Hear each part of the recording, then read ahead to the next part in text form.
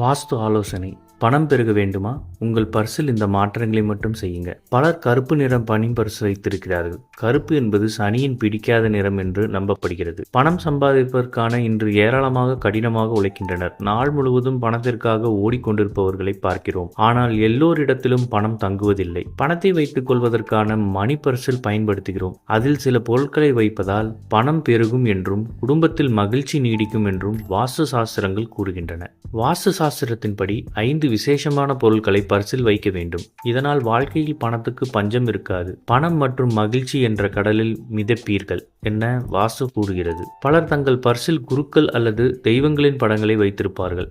ஆனால் வாஸ்து தர்மத்தின்படி இந்த படத்தை வைக்க வேண்டாம். அதற்கு பதிலாக உங்கள் சொந்த குடும்ப புகைப்படத்தை வைத்திருக்க வேண்டும். வேண்டுமானால் ஓம் ஸ்வஸ்திகா சின்னத்தை வைத்திருக்கலாம். ஆனால் படம் எதுவாக இருந்தாலும் அதை சிதைக்கக்கூடாது.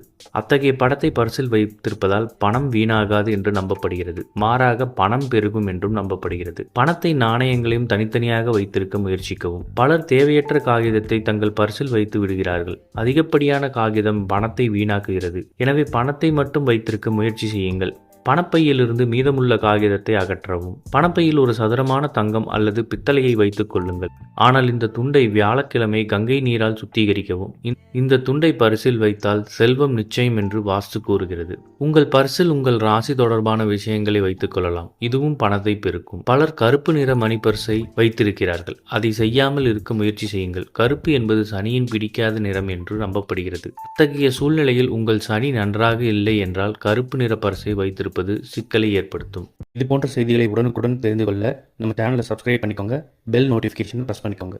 நன்றி, வணக்கம்.